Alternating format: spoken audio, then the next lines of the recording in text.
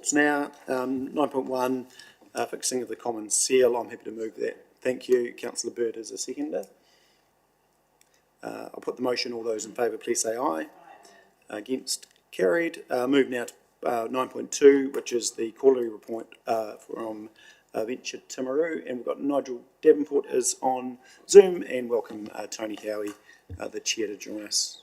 Thank you, Tony. And can you hear us okay, Nige? Yep, can you hear me? Yeah, you're perfect, loud and clear. We'll pass to you, Nigel and Tony. Thank you, Your Worship. Sorry I can't be there in person today, everyone. We submit our quarterly report, bearing in mind it is for the quarter to the end of March, so 31st of March. Admittedly, we're talking about it near the end of June, but such is the schedule of these. The key things, I suppose, just to point out, it's been great working with Your Worship over the last 6 months or so around starting to generate the story around the capability of our local region, wider than just Timaru District, but the sub-region of South Canterbury, and the contribution to NZ Inc. The first cab off that rank, as per our paper, was in relation to the food and fibre exports, where you can see we punch well above our weight. The one thing I would point out there is that, you know, they're nearly $4 billion now from South Canterbury, and they've increased 82% in those last 5 years or so, which clearly comes with some challenges, obviously, around both servicing that from a infrastructure perspective, energy, etc., but also from a workforce perspective. But better that way than the other way, if I can put it that way. And this is really just the first start from us working closely with council, just to ensure that a current government and the opposition leading into the election this year are well aware of the contribution that this part of the country provides to New Zealand Inc. And when there's a lot to be paid for, and rightly so with some of the remediation work up through the Hawke's Bay area, that the engine that pays for it needs to be supported equally as well. So workforce attraction ongoing. Again, that quarter was around the time where we were voted the #1 non-metropolitan place for people to be attracted to work. And they got the double whammy of the two Nigels on 7 Sharp and Project for them. But great opportunity for us to put forward what a great place this is, and you'll see some of the commentary there. The EECA RETA report, this is the Regional Energy Transition Accelerator. We're partnering with EECA, second region in the country, to do this from July last year. That report was publicised last Monday, and it evidences the pathway. So the work, or the mahi, really now starts with us all to implement that, and we can take a leading position, I believe, in this with the strength that is our food and fibre sector, off the backbone of the primary. But yeah, we can do some pretty impressive stuff in this space. So the foundation of collaboration we have across those sectors is a huge part of that. And also of note, the My Next Move youth initiative around exposing, educating, and exciting our youth that we've been undertaking off the back of the original Canterbury Mayoral Forum, Canterbury Regional Economic Development Strategy for Canterbury. For about 7 years now, that funding was approved to extend for a further 2-year period in the budget. So that's a testament to not only the work we do, but now the 20 to 30 other areas, or 25 other areas around the country where that initiative is in place as well. So from a visitor perspective, the winter months are a bit quieter. Our team work on getting alongside our tourism and hospitality sector around capability building, those sorts of things, and planning for the busy spring and summer months ahead. SCOF is coming up, obviously, South Canterbury's Outstanding Food Festival. And you would have noticed the announcement last week that the great team at Cycling South Canterbury, the work they did with, when no one else wanted them, with some of those youth nationals last year, that's put them front and centre with Cycling New Zealand, and we've attracted, or they have attracted, the Elite National Road Cycling Champs, which is a massive event February next year. So we are engaging with them. We'll have a round of the Major Events Fund coming up, and obviously encourage them to apply for that, given the national prominence that that will provide the area. So that's about it in a nutshell. Happy to take any questions. The economic performance or those monitoring indicators are reported on. We've slipped behind the national average around our GDP contribution. However, as has been commented on by some of the economists, including Cameron Bagri and the guys from Infometrics, we performed pretty well right through these last 2 or 3 years, and there's a bit of a catch-up going on with some of the other areas. So we still perform very well in that space. And yeah, that's about it from me. We had a conversation with council at a workshop around our SOI for next year. We've taken on board the work we need to do around our aspirational 2050.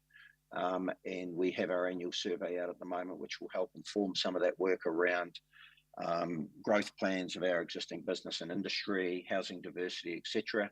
And we're looking at some of the other areas around some of that empirical data as well. The likes of Great South did an awesome piece of work in the last 6 months in that space. Comes at a cost, but it's not a case of can we afford to, it's can we afford not to. So we're progressing that as well. So that's me. Hopefully you've heard all that, and happy to field any questions, or Tony may wish to add something as well. Brilliant. Thanks, Nigel. Tony, have you got anything you'd like to add? Andy, hold it here. Yeah, nothing much to add to that, Your Worship. Just those figures were pretty impressive, though, in terms of their export contribution to the New Zealand economy compared to our population. Is pretty outstanding statistics. Just on the housing one, yeah, I just had somebody move up from Southland taking up a role, and in the end he couldn't find anywhere to rent, so he had to buy, which is probably not all bad, but I've just heard, you know, how hard it is to rent in this area, and I think for every house that comes up for rent at the moment, they're having like 180 applications for renters, so it is becoming quite critical, and we need to put as much resource and energy into that as we can, as collectively. Thanks, Tony. I'll go to Councillor Parker in a minute. So, I mean, you raise a great point. So, and we've talked about this a few times. And so, I noticed the survey's just gone out. Is that something that you've included within that survey, or do you think, you know, there's still an opportunity to do a specific survey on this point? Because it would just be great to have that data. Because there again, and I 100% believe you, but we've used the word anecdotal, and I just hate that word, because if we can get some really hard facts that can support all those developers out there that want to do some of this activity, and it will support our planning process. So I just think there's a really cool opportunity in there to support that with data, and you know, and I assume it sits with, you know, VT, and is that a piece of work that you can pick up in the next 12 months, or is that something that you'd like us to do? No, that sits firmly with us, and as mentioned earlier in my commentary, we are looking at some of the work that Great South has done in that space. We're engaging directly with our large businesses and also our real estate firms as well, in relation to some of those rentals and the swing and the shift of around the selling market into a very much a buyer's market. So all those pieces of the jigsaw will come together, and we are collating that, and it definitely does sit with us, Your Worship. So we're on to it. Brilliant. I love it. Thank you very much. Go now to Councillor Parker, and then Councillor Piddington. Thank you, Mayor. Thank you, Tony. Thank you, Nigel.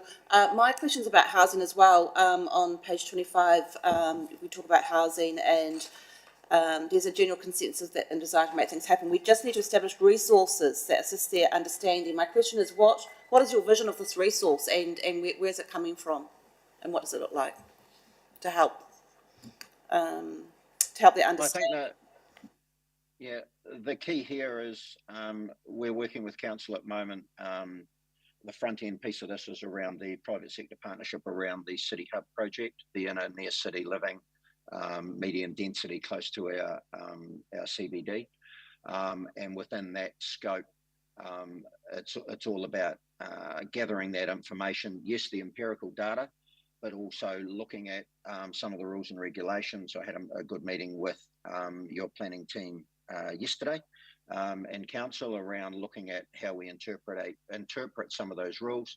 There will be the odd one that may need to be a full rule or regulation change, but we appreciate that has to go through a district plan process. So the resources are really, I think that the key is around making sure we do it right, but we're not talking consultants. We are talking utilising the resources that we have both within VT, within council, and potentially within our wider community, around just fully understanding the extent of the issue that we need to address around giving people who are here and who are being attracted to our district and wider region the options in relation to their housing or housing options, basically. So more than just the house and land package, everything as well.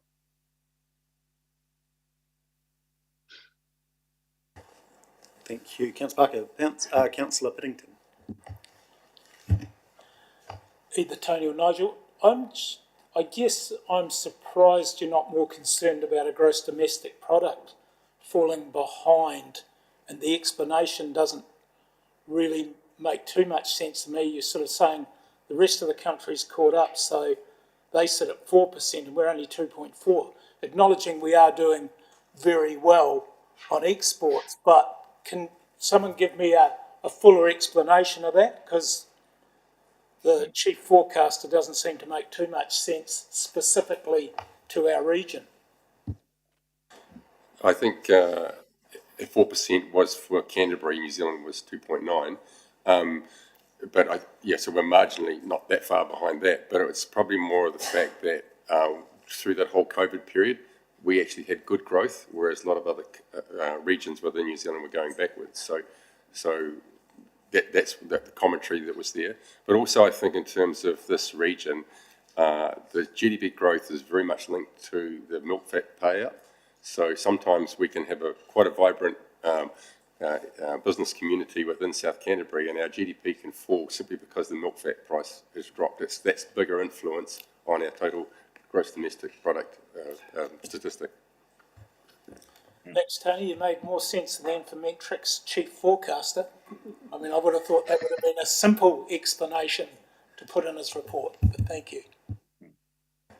Thanks, Councillor Piddington. Yeah, look, and there has been a lot of commentary, hasn't there, from economists such as Cameron Begri and others, I believe, in regard to we have done, pretty well, and it is a bit of a catch-up. So it's that, if you looked at that 3-year period, it would be interesting to see what that looks like. And obviously looking forward into the future. I've got a question just in regard, it's on page 29, and the top 10 to visit. And this is a new, it's just gone up onto the website, and there's video to come to accompany it as well. But how do you come up with the top 10? I'm not disagreeing that they are the top 10, but I'm interested around the process. Look, there's definitely more than 10, Your Worship, reasons to visit the area. So we basically scroll them through, to be quite honest. There are a wide variety, and we put up 10, and then we scroll them through the various seasons as well. So there's as you and I both know, there's a wide variety. There's at least 50 plus, I would say, Your Worship. Yeah, so it's not really ranking as such, is it? The number one attraction is such and such. It's just that there's some great things to see and do. Yep, exactly. Yeah, fantastic. Any further questions? Councillor Booth. I was just wondering, Nigel, whether there was any further update on Scott Base and when that's kicking off. Yep. So I spoke with Antarctic NZ. Have appointed a project manager, a Timaru project manager. Not a Timaru-based project manager, but a Timaru project manager, and I caught up with him late last week. Now looks like it'll be early August. It was hopeful that it was going to happen in July, but early August looks like the date that we're going to kick it off. So we're just waiting on confirmation from Lees and Antarctic NZ, and we have spoken with Arawhenua to ensure that we mark that occasion appropriately. And we'll be in touch with council in relation to that. Thank you, Councillor Pye. Thanks. Nigel, I just had a question. The work you're doing around promoting the region and the social media stuff, and that looks fantastic. but how do you actually measure success? Because a Facebook click doesn't necessarily lead to people taking action. And so you're measuring increase in population, and I assume you are, because that's you've got a target around that. And if you are, how do you do that? Because if you're relying on the census, it's a long time between drinks, and they're probably not an even pour. Yeah. The easiest answer to this, Councillor Pius, there's no exact science to this. The vibrancy and the prosperity of our region is basically across those high-level monitors around consumer and visitor spend, our median household incomes, median household prices, and dare I say it, the old chestnut of GDP contribution. So, and yeah, there is no exact science to any of this, but it's a case of monitoring those over a period of time, ensuring that we're going ahead and not going backwards, as is the case with the likes of our consumer spend and visitor spend, especially through and post those periods of COVID. So. Thank you. Yeah, key important point though, and I know we're signing off, is it next week, the SOIs, but I have been looking at across some other ones from other districts, and it's just interesting around how different SOIs look to measure some of those KPIs, etc. And so I think there's some conversation and learnings. Not to say that we've got it right or wrong. It's just interesting that there's quite a difference between different districts, and it is what it is. But I think it's worth a conversation around how we measure performance, because obviously we're putting money into it, and we need to be accountable. Any further questions for Tony or Nigel? No, thank you, and thanks all the work. Thanks for the extra bit of work with the publicity. I think it was great to get Timaru on the front page and in Channel 1 and 3 as well, which was fantastic, and you've represented us really well. It's hard to go second, actually, Nigel. There was a bit of pressure on me the following day. Both Nigel's... They were able to fit your ears on telly, though, Your Worship. They struggled to get my ears on telly. Oh. That's right. I think we've got similar genetics, actually. But anyway, that's slightly off topic. But I thank you. I appreciate all the work. So we'll go back to the recommendation that Venture Timaru's Limited quarterly report for period 1st of January through to the 31st of March is received and noted. Can I have a move it? Thank you, Councillor Shannon. Seconder, Councillor Burt. I'll put the motion now. All those in favour, please say aye. Against, carried. Thanks, Tony, and thank you, Nigel. Really appreciate that. Thank you, Your Worship, councillors. Thank you. Cool. So we move now to 9.3, which is presentation of TDHL report for the period 1st of July 22 to 31st of March 2023 for the 9-month period. And welcome Chair Mark Rogers and it's General Manager, is it? Yeah, General Manager, yeah. Fraser Munro, welcome.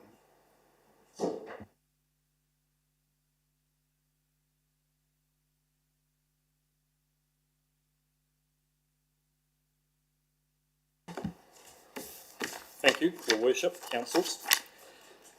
I'll take the report as read and touch on the key points within it. Significant 2022 strategic refresh enabled TDHL to deliver an updated and more focused draft statement of intent to council at the end of February 2023. Included in this is a focus on diversifying and growing the company to deliver an increasing dividend to council over the long term. At an operational level, the first 3 months of the calendar year have been focused on putting in place the resources and requirements to support the updated strategy. Work with our associate investments, shareholding partners and on-property projects has also continued. Regarding the financials, which are further down the paper, I'll touch on the profit and loss. The year-to-date net profit is 1.8 million as per budget of 1.8 million. Year-to-date expenses are favourable to budget, and total finance costs are below budget due to lower overall debt and interest rates slightly below our forecasted budget time.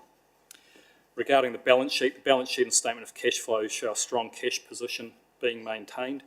The investing activities include the acquisition of the Martin Street sites, capital improvements to current buildings and the disposal of Lot 5 at the showgrounds. And on a technical point, you will have noted on the balance sheet, the accounts receivable show a credit, and that there is from rents in advance. Movements in equity and statements of cash flow, the 500,000 dividend to TDC was paid in November 22 is shown. This, along with interest payments on the intercompany loan, brings the total cash provided to TDC as at 31st of March to $1,350,295, and a further $500,000 dividend to TDC is forecast to be paid in June 2023, so by the end of this month. I'll hand over to Fraser for operational commentary. I suppose the main theme is the ongoing engagement with our associates, fellow associate shareholders, ensuring that we're a good shareholder, ensuring we're aligned, and making sure we've got a thorough understanding of our associates' businesses and the challenges that they face. So that's been played out through regular engagement with the boards, regular engagement at an executive level, and ensuring we have our appointed directors presenting at our meetings. But happy to take questions.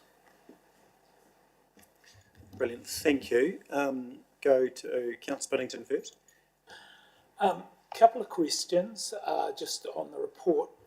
Disposal of Lot 5 at the showgrounds. What's Lot 5? As part of the development agreement, there was a staged release of land. Lot 5 is just one of those, part of that staged release. So I understood that only be released if certain criteria were met, so the developer has met all those criteria, because there's still concerns about how he's managed to shrink some of what was big box to smaller sizes. Can you update us around? Well, there's been no change in terms of the requirements around number of retail outlets and the footprint in terms of our contract. The only change was that which went through the resource consent. Is it the resource consent to TDC? for Lone Star? Yeah. Yeah. Do you want to explain that? Yeah, well, because he applied to TDC for consent to put all of that finer grained personal services, retail and Lone Star in that building, and TDC granted it, and it wasn't part of our development agreement with them, so it wasn't. So what's left, Fraser? We've got rid of Lot 5, which I'm not sure really what it is. Do we own anything left there? Yes, yeah, there's still 2 more lots to be transferred later on this year, and then there's the right of first refusal lot, which TDHL holds. So there's 8 and 9 are the 2 that are to be transferred if he hits the required contract conditions, and then we own lot 7. So that's first right of refusal. Might be a tough question, but the cock-up that is the intersection down there, when does it trigger Waka Katahi to get on the case and do the final intersection rather than the temporary one? I think that's a TDC consent matter, it's not a TDHL matter. Okay. Yeah. So we'll follow that up elsewhere. Thank you. I guess my last question, always the elephant in the room. The buildings at the south of Stafford Street, about 3 questions. Have you had any more interest? What are your intentions? And the third one is, I understand at some stage you were offered a sale price to recover all the money that you've spent but declined it. And I'm just interested in why you would do that. Because there'd be a chance to escape out of something that obviously no one else is keen to do anything with. So what was the first question was? Have we had any other interest? Any other interest, yeah. No, we haven't been actively pursuing opportunities since the new year, which leads into the second question, what are we doing now? And that's that active management, so we're treating them in a manner we would any other building assets, around assessing their suitability, maintaining them, and making sure they're fit for purpose. You got anything to add to that one? No, that's in line with what we've updated previously with how we're managing them. Yeah. So, and I guess that other offer question, I suppose if I go back to it'd be mid-2020, 2021, we did quite a bit of work with council on the anticipated or desired outcomes for that wider area, because we recognised TDHL's holdings in conjunction with TDC's holdings creates quite an opportunity to shift the dial for CBD redevelopment. And so we did a few workshops and we developed a precinct plan, which basically identified the key features and outcomes that council wanted to see from any development that TDHL undertook. And that's the precinct plan, and had a whole lot of qualitative outcomes around heritage, activities, connectiveness. And so that's the plan that we took to market, and we assessed the proposals against that we received. So we had some formal written proposals, and we had a couple of informal proposals as well. And at the end of the day, the informal proposals and formal proposals that offered closer to cost, we didn't meet or didn't provide any information to enable us to assess it against those outcomes plan. And those outcomes were really what was the primary driver that was given to us by council at the time. The formal process, so we had applications come in that we ran through our criteria of assessment, which aligned to the engagement we'd had with TDC, and there was the financial criteria there as well, and we narrowed that down to 2, then got to a preferred, which we progressed, and then that subsequently hasn't worked out. One of those, the other, so there were 2, we took one of them, the other ones we put aside. Separately to that, there were the anecdotal ones, but they never came to the board because they weren't formal offers. They were discussed, you discussed with other parties, but the value was close to purchase price, but it didn't have the other criteria that we required, and we didn't actually have the criteria provided to assess against what we were looking for either. Does that answer that question? Yeah. Yeah. No, we're thanks, Mark. comfortable I that- guess people just see them still sitting there, Yeah. and we've had one solid proposal fall over. I just Yeah. kind of think, I get what you're saying, it'd be nice to have a hotel, it'd be nice to have heritage, but if it, a bit like you did at the showgrounds, could you not put a timing in that they do something? I mean, I'm getting to the stage, obviously if we're dictating to people what they have to put there, it's too difficult, because how long have you owned the sites now? 3 and a bit, nearly 4 years. Yeah, I guess what we're reassessing now is when we went through the process, there's a lot. So we've got a Bluestone building there that's under heritage status. There's some other buildings there that are deteriorating and have different levels at the moment of quality. So when someone comes in to develop, there's demo and development costs. We're assessing those buildings at the moment and what's best for down there. Demo may be the option, and we're working through those options at the moment. And then that'll produce larger footprints, easier sites, more conducive to that end of town. That's what we're focused on at the moment. Thanks. Councillor Pye, and then I think Councillor Booth, did you? Yeah, Councillor Pye. I have just a general question, and it's a little bit long-winded, but hopefully you get the gist of what I'm asking.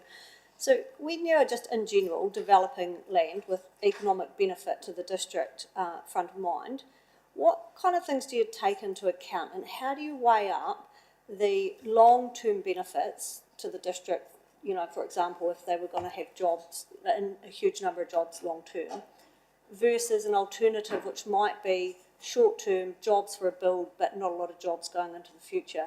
And how do you weigh up the risk of hanging out for that long-term business and missing out on the short-term one? Sorry, it's quite a long question. Yeah, that's a really good question, because up until now, it's been relatively straightforward for us with the port portfolio, because we can overlay, does it add value to the port? And that's been the primary driver. And I suppose now going forward, we're going to have to think more deeply about just that scenario. And invariably, you know, there might be a bit of a mix because those, you know, working with VT and various developers over the years, you know, those big, high employment multiplier, high population multiplier opportunities, you know, only come along every, you know, couple of 3-5 years, and they don't always, well, they, you know, they don't stick. So there's going to be a bit of a mix, and it's about having the capacity to be able to accommodate a bit of a mix. And further to that should be defined in the SIPO as we develop that as well, to have those other criteria. So our first priority is a return on investment, and then we take the other factors into account as well to prioritise. Thank you. I just want to tidy up a question which was aimed at TDC with the Chief Executive in regard to the intersection, when that would be triggered. We'll just tidy that up and then I'll go to Councillor Burt. Yeah, thank you, Your Worship. So just so the meeting's clear, in terms of that intersection, the council had, when it was being designed, did promote and encourage Waka Kotahi quite strongly that it should be fully formed as though for showgrounds development. But in the end, because it's a state highway, it's a Waka Kotahi decision and they made it, and what will drive it is when the development reaches a certain floor area. So until that's reached, it stays as it is. But that's not of our, I think it's important for people to understand it's not of our choosing, and it wasn't of our advocacy. It was done by Kotahi within its own framework of how it sees those projects. So, and Your Worship, I can address with Mr Munro, I can address the question of Councillor Pye when she raised about the letter of expectation. So there was a reasonable list which we have started to work up into some collateral and with some, I suppose, some scholarship or research underneath it, so that we don't just repeat back the list that was given, but we, myself and Mr Munro have started that, and we'll be shortly bringing that to the subcommittee, if I call it that, or the council is delegated with that function. Yeah, thank you. Councillor Billington. Thanks, Pete. Yeah, that's my long-winded question was trying to get to that. Now Bunnings is there, that obviously isn't a square metre enough to fix that intersection. How much more do we need, and who's keeping an eye on that?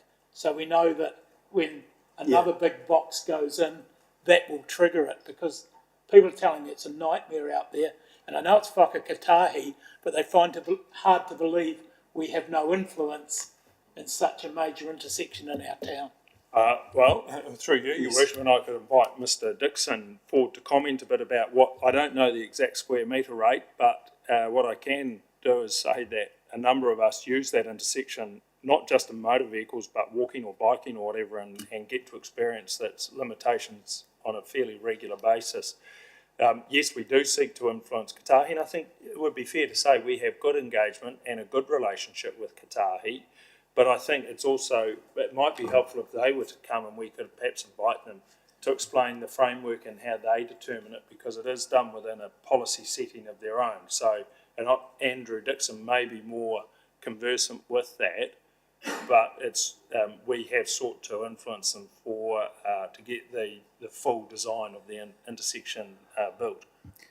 And Councillor Billington, I don't have the date, but James Cagle was due to come in July, and I still think that's on regard to our ability to question them directly.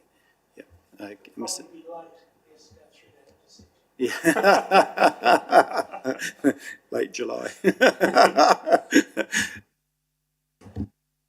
Yeah, so, thank you. Basically, it's linked to stage 2. So, yeah, and it's an extra 3,000 square metres, I think, is the figure, of stage 2. That is the trigger point to when they have to have the intersection completely built to the final design. So, it was a case of, in the RMA, it's about mitigation of effects, and the developer submitted models showing that, you know, up to that point in floor area, in which is X number of customers, that the intersection will cope. So that is how it worked. Just for clarity, so they start, now Bunnings is completed, is stage 2 what they're doing next, or is that? well, stage 1, I believe, is completed, yeah, and then, yeah, stage 2, but exactly the timing of that stage 2, I don't know, yeah. Thank you. Councillor Booth, did you have a question? Thank you. Since Stu brought up the showgrounds, just a couple of things. Now, just you mentioned that the overall development was 34,000 square metres, and that was broken into, say, 3 different lots, if I'm correct. But what's the situation now that he's actually consolidated and used up all his personal services in the one development? Is that so? If he passes those lots onto a third party, is your sale and purchase actually still active in regards to only being able to have shops that are 600 square metres plus, because the whole development was actually intended that there would only be a certain amount of personal services, and that's based around a percentage. Now they've used all for the whole development in one go. So what's the situation there? Yeah, and that's what I was talking about earlier with the Lone-Star. You did right, they have used that entire allocation in that first stage. So the nature of the TDHL agreement is that it relies heavily on the district plan provisions. So we didn't want to repeat or try and overlay a lot of those provisions in terms of the finer grain activities and actually what was going on site, because the district plan goes into that quite a lot of detail. So at the end of the day, the mechanisms that controls the amount of personal services retail on the site is the district plan. And so they have to go through a consenting process.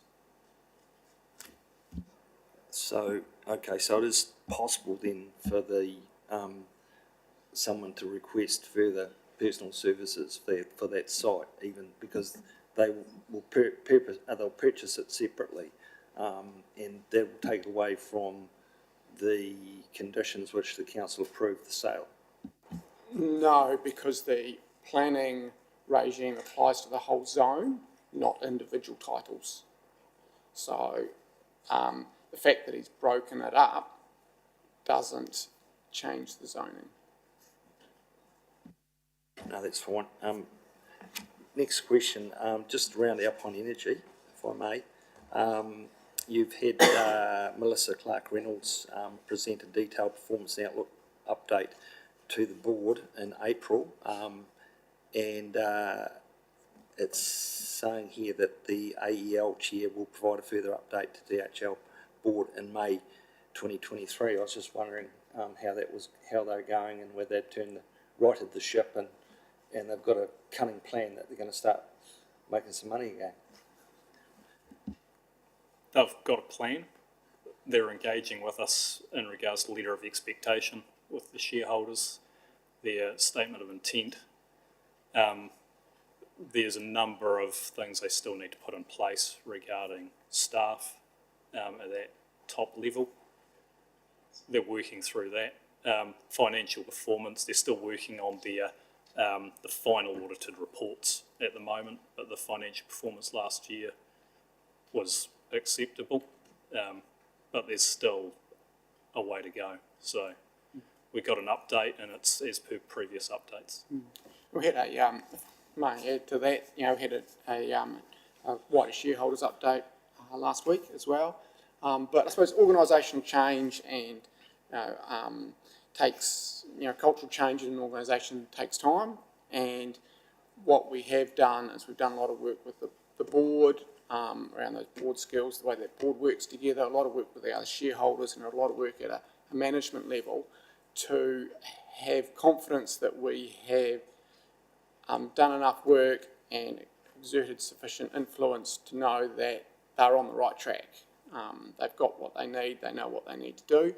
But overlaid across, or over top of that as well, is the sector challenges that they're facing around the decarbonisation of all the industries converting from coal to electricity or wood-fired burners, around distributed generation and the challenges that brings, and the demands from electric vehicles. So they've got a lot going on their front plate, but all around the world, all around the district, really, in the sector, there's a lot going on. So we're confident that, you know, we've got a good understanding of the challenges that they face and that they are acutely aware of the challenges before them and what they need to do. So that's been a priority for us, a significant priority for us.